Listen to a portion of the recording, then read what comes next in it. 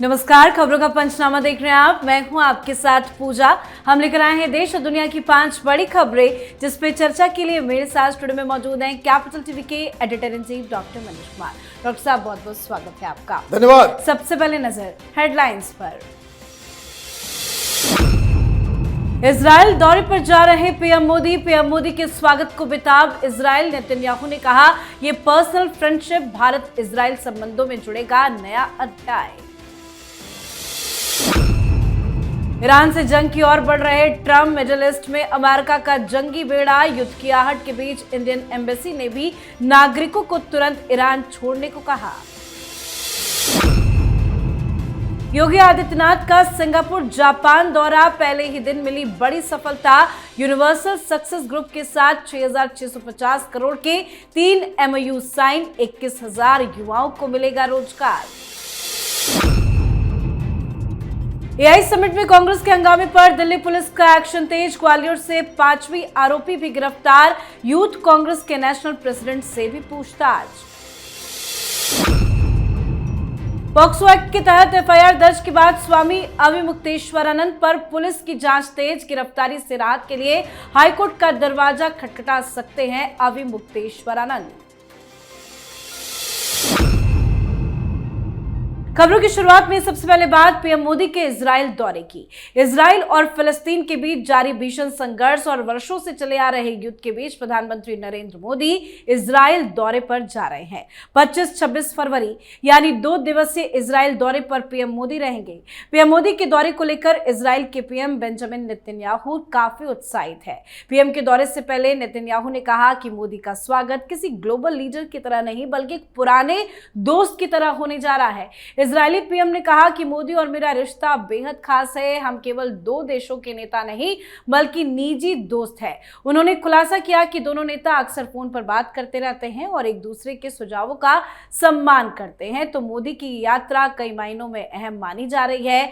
अपने दौरे के दौरान पीएम मोदी इजराइल की संसद में संबोधन देंगे। साथ ही वो होलोकॉस्ट स्मारक याद वासिम का दौरा भी करेंगे और जेरूसलम में आयोजित एक इनोवेशन इवेंट में हिस्सा लेंगे। कई मायनों में सर ये दौरा बहुत खास है। नेतन्याहू भी बेसब्री से पीएम मोदी का इंतजार कर रहे हैं, लेकिन इसकी टाइमिंग कितनी इंपॉर्टेंट है? देखिए, टाइमिंग बहुत ही ज्यादा इंपॉर्टेंट है कई मायनों में। और सबसे बड़ी चीज, नेतन्याहू साहब ने अपने कैबिनेट की एक बैठक की और उस बैठक में जो उन्होंने कहा वो गौर करने वाली बात है। उन्होंने कहा भारत नहीं, एक ग्लोबल पावर के प्रधानमंत्री आ रहे हैं। ये सबसे बड़ी चीज है कि इंडिया को इजराइल एक ग्लोबल पावर मान रहा है। नंबर 2, आपने टाइमिंग के बारे में पूछा।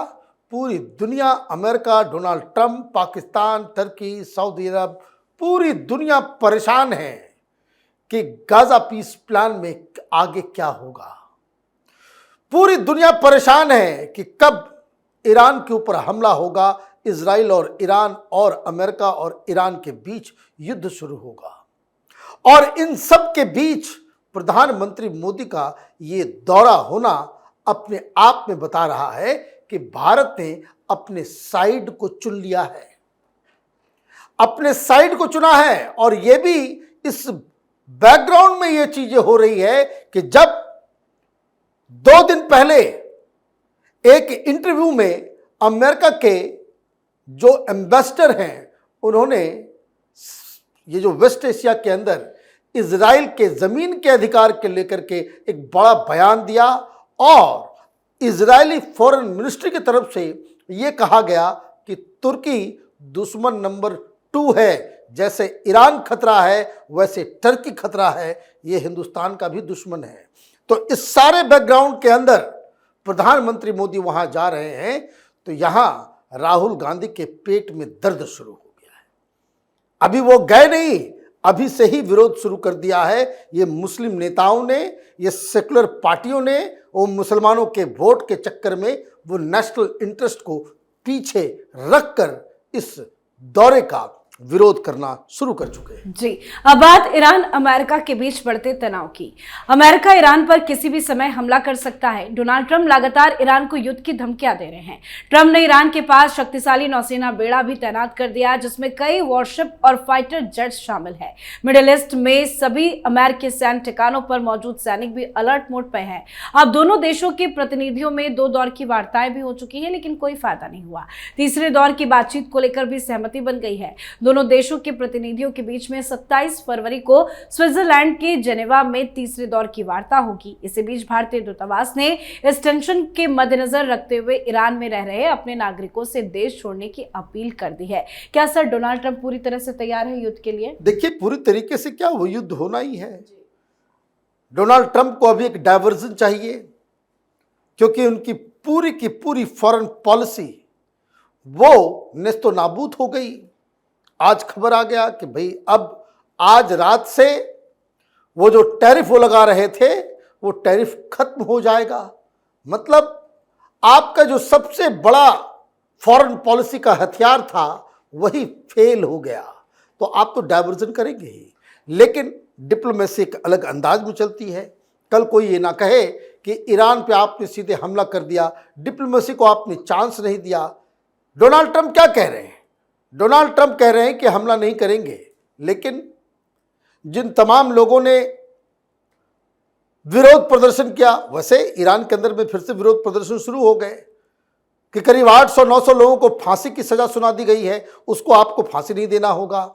नंबर 2, आप जो तमाम न्यूक्लियर इनरिचमेंट का प्रोग्राम कर रहे हैं उसको इमीडिएटली खत्म करना होगा। आप सिर्फ और सिर्फ उतना ही इनरिचमेंट कर सकते हैं जिससे आप बिजली का उत्पादन कर सकते हो। फिर आपके ऊपर ये भी डोनाल्ड ट्रंप कह रहे हैं ईरान से कि आपके पास 300 किलोमीटर से ज़्यादा रेंज की कोई भी हाइपरसोनिक मिसाइल नहीं होनी चाहिए। मतलब पूरी तरीके से आपके हाथ पैर को काटने की बात कही जा रही है, और इसलिए ईरान बार बार कह रहा है हमें ये शर्तें मंजूर नहीं है। और अगर शर्तें मंजूर नहीं है तो ये तो आइदर ईरान सरेंडर कर देगा, सत्ता परिवर्तन के लिए राजी हो जाएगा, या फिर वहां युद्ध होगा, और इसको अब टाला नहीं जा सकता। बिल्कुल। अब बात सीएम योगी के विदेश दौरे की। उत्तर प्रदेश के सीएम योगी आदित्यनाथ अपने 4 दिवसीय सिंगापुर जापान दौरे पर है, जहां वो आज सिंगापुर पहुंचे हैं। सिंगापुर पहुंचने पर सीएम योगी का जोरदार स्वागत किया गया और दौरे के पहले ही दिन बड़ी सफलता हासिल हुई है। सरकार ने यूनिवर्सल सक्सेस ग्रुप के साथ 6,650 करोड़ के निवेश समझौते किए हैं। मुख्यमंत्री ने निवेशकों को लखनऊ में डेटा सेंटर स्थापित करने का भी आमंत्रण दिया। समझौते के तहत जेवर एयरपोर्ट क्षेत्र में 100 एकड़ में इंटरनेशनल थीम टाउनशिप विकसित की जाएगी, जिसमें 3,500 करोड़ का निवेश होगा और करीब 12,000 रोजगार के अवसर पैदा होंगे।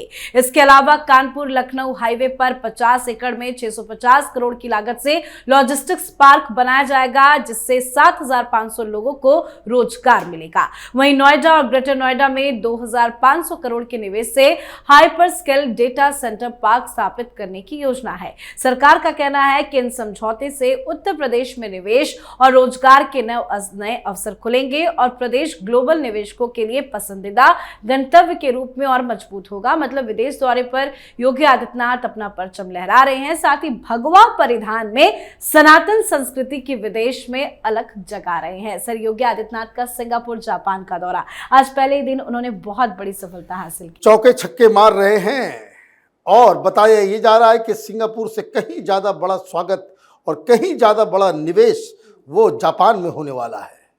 तो योगी आदित्यनाथ फ्यूचरिस्टिक किस तरीके से, गलत तरीके से एंटी डेवलपमेंट, हिंदूवादी, भगवाधारी, इस तरीके का इमेज क्रिएट करने में कुछ लोग जुटे हुए थे, लेकिन योगी आदित्यनाथ ने प्रधानमंत्री मोदी की छत्र छाया में अपना एक गवर्नेंस मॉडल डेवलप कर लिया है, और ये विकास और हिंदुत्व का एक अनोखा विद बहुत ही ज्यादा फोकस लॉ एंड ऑर्डर के ऊपर, तो ये गवर्नेंस मॉडल उन्होंने क्रिएट कर दिया। अखिलेश यादव क्या कर रहे हैं? मतलब आप देखिए क्या कहानी है और किस स्तर की राजनीति विपक्ष कर रहा है। योगी आदित्यनाथ उत्तर प्रदेश के लिए निवेश लाने के लिए विदेश गए हैं और अखिलेश यादव मीटिंग कर रहे हैं, प्रेस कॉन्फ्रेंस कर रहे हैं। दोनों डिप्टी सीएम को कह रहे हैं 100 एमएलए लेकर के आ जाओ और मुख्यमंत्री बन जाओ। योगी जी जब तक विदेश में रहेंगे आपको मुख्यमंत्री बना देंगे। तो वो मौर्य जी और एक और आजकल जो दूसरे डिप्टी सीएम हैं उनको भी इन ऑफर के ऊपर कुछ कहना चाहिए था, लेकिन कोई बयान उस तरीके का आया नहीं। ये सोचने वाली बात है। तो आप देखिए कि किस तरह के राजनीतिक माहौल में योगी आदित्यनाथ काम कर रहे हैं और वो सिर्फ काम कर रहे हैं और बाकी लोग उसमें विघ्न डालने का काम कर रहे हैं। चलिए बढ़ते हैं आगे। दिल्ली में आयोजित एआई इम्पैक्ट समिट के दौरान हुए शर्टलेट प्रदर्शन के मामले में अब दनादन एक्शन हो रहा है। दिल्ली पुलिस ने जांच तेज करते हुए यूथ कांग्रेस के एक और कार्यकर्ता को गिरफ्तार किया। इसके साथ ही इस केस में गिरफ्तारियों की संख्या 5 हो गई है। दिल्ली पुलिस ने मध्य प्रदेश के ग्वालियर से यूथ कांग्रेस कार्यकर्ता जितेंद्र यादव को गिरफ्तार किया है। पुलिस के मुताबिक जितेंद्र यादव एआई समिट के दौरान हुए विरोध प्रदर्शन में शामिल था। इसके अलावा पुलिस ने एक अन्य आरोपी कृष्ण हरि की कार भी बरामद की है। इस कार से एक टी शर्ट और पोस्टर मिले हैं जिनका इस्तेमाल प्रदर्शन के दौरान किया गया था। जांच एजेंसियों का मानना है कि ये सब सबूत एक सुनियोजित साजिश की ओर इशारा कर रहे हैं। साथ ही मामले की गंभीरता को देखते हुए पुलिस ने इंडियन यूथ कांग्रेस के राष्ट्रीय अध्यक्ष को भी पूछताछ के लिए बुलाया है। सर, दिल्ली पुलिस तो अब दनादन एक्शन ले रही है, कैसे राहुल गांधी फंस रहे हैं? देखिए, मोदी जी ने क्या कहा मेरठ से कि लक्ष्मण रेखा क्रॉस हो गया है, इनको बख्शा नहीं जा सकता। तो दिल्ली पुलिस के अधिकारी भी तो सुन रहे होंगे, प्रधानमंत्री ने अपना इंटेंशन बता दिया, तो यहां तो स्पीड बढ़ेगा ही। 3-4 जानकारियां। एक, बताया यह जा रहा है कि दिल्ली पुलिस के रडार में 15 लोग हैं, अभी 5 गिरफ्तारियां हुई है, 10 और होंगी और एक बड़े लीडर का नाम आ रहा है, मतलब टोटल 11 और गिरफ्तारियां होंगी। ये अलग अलग राज्यों से आए, इनको बुलाया गया, बाकायदा मीटिंग हुई, कोऑर्डिनेशन हुआ, इनके लिए रहने का इंतजाम हिमाचल सदन में किया गया। हिमाचल में कांग्रेस की सरकार है, वहीं से कार बरामद हुई जिसका जिक्र आपने किया। वो टी शर्ट कहां छपाया, कहां क्या हुआ, वो सारी चीजें, और इन लोगों से डिजिटल सबूत सारे लिए जा रहे हैं कि आप किसके किसके संपर्क में थे। और मतलब ये है कि इनके ऊपर जो कॉन्स्पिरेसी का जो चार्ज लगा है वो इतना खतरनाक है कि इसमें ये लोग तो नपेंगे ही नपेंगे। दिक्कत ये है कि बड़े बड़े लोग, राहुल गांधी तक इस जांच की आंच पहुंच जाएगी। और सबसे दुखद खबर इन शरीर को नंगा करके प्रोटेस्ट करने वालों के लिए ये है कि राहुल गांधी और कांग्रेस पार्टी इस पूरे एपिसोड में अकेली पड़ गई है। इंडी गठबंधन का कोई भी पार्टी कांग्रेस के इस इमेच्योर कृत्य को सपोर्ट नहीं कर रहा। इसलिए ये तो गए, ये राहुल गांधी के चक्कर में इनका करियर भी गया, कई साल तक अब इनको जेल में चक्के भी पीसना पड़ेगा और इनके बचने की जो हालात हैं वो खत्म होते जा रहे हैं।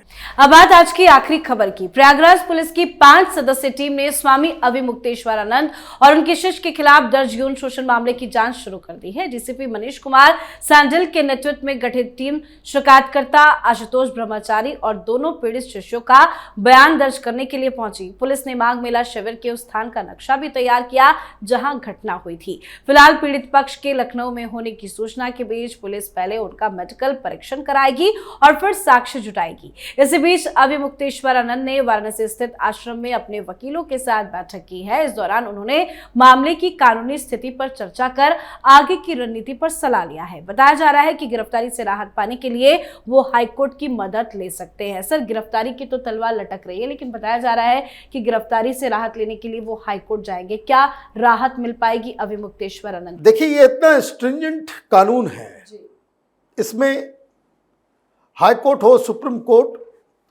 वो अगर इन्वेस्टिगेशन में प्राइमा फेसी ये दिखता है कि नहीं इसमें कुछ सच्चाई है, तब तो बेल मिलना बड़ा मुश्किल है। फिर तो बेल नहीं मिलेगा। बेल मिलना इसलिए भी इनको मुश्किल है क्योंकि बेल डिनाई करने के लिए 3-4 कंडीशंस जो हैं वो जरूरी है। पहला कंडीशन ये होता है कि क्या ये व्यक्ति बाहर रहेगा तो जांच प्रक्रिया को इन्फ्लुएंस कर सकता है? बिल्कुल कर सकते हैं। बहुत सारे लोग इनको शंकराचार्य कहते हैं। इनके यहां हुआ है, इनके समर्थन में देखिए पूरा पॉलिटिकल माहौल बना हुआ है, इनके पीछे बड़ी बड़ी पॉलिटिकल पार्टीज हैं, तो he is capable of influencing the investigation. तो सबसे बड़ी चिंता जो है उनको इस बात की होनी चाहिए। नंबर 2 कि कहीं वो भाग तो नहीं सकते, कहीं तो गायब नहीं हो सकते। ये भी एक डिनाई करने का एक आधार होता है कि भाई इसको आपने दे दिया, वो भाग जाएंगे। जैसे बेल नहीं मिला, ये जो शर्ट खोल करके जो इन लोगों ने प्रोटेस्ट किया, क्यों? क्योंकि कोर्ट में साफ साफ कहा गया कि देखिए ये सब बाहर से है, कोई बिहार का है, कोई ग्वालियर का है, कोई तेलंगाना का है, तो इतने दूर दूर है, हमें इन्वेस्टिगेशन में दिक्कत होगा, इसलिए उसको दिल्ली में ही रखिए हमारे पास। तो ये एक मसला होता है। तो खैर हो सकता है जो आज वो कह रहे थे, वकीलों ने समझाया है, तो अभी मुक्तेश्वरानंद जो है आज जो प्रेस कॉन्फ्रेंस कर रहे थे वो ये कह रहे थे मैं तो कहीं नहीं जाऊंगा, मैं तो यहीं बैठा हूं। ये कोर्ट को बताने के लिए हो रहा है। वो देखिए पूरा वकील का पूरा गैंग इनके पीछे आ गया है, और जो धाराएं लगी हुई हैं वो उसमें वो देखा जाता है कि बेलेबल या नॉन बेलेबल धाराएं आपके खिलाफ लगी हुई है, तो चांसेस बड़ा कम लग रहा है। वैसे जांच की प्रक्रिया शुरू हो गई है, हर जगह जो है पुलिस जो है इसको तेजी से अपना काम कर रही है। चांसेस बिल्कुल साफ साफ दिख रहा है कि इस केस में गिरफ्तारी भी लाजमी है और बेल मिलना बड़ा मुश्किल है। वैसे कोर्ट का फैसला जब अगर गिरफ्तार होते हैं, कोर्ट क्या करेगी नहीं करेगी, ये तो जज साहब के विवेक के ऊपर जी। है। बहुत बहुत धन्यवाद सर समझाने के लिए। धन्यवाद। तो खबरों का पंचनामा में आज के लिए फिलहाल इतना ही। देश विदेश की बाकी खबरों और उनके सटीक एनालिसिस के लिए देखते रहिए कैपिटल टीवी। हमें लाइक कीजिए, शेयर कीजिए और कैपिटल टीवी को सब्सक्राइब कीजिए। नमस्कार।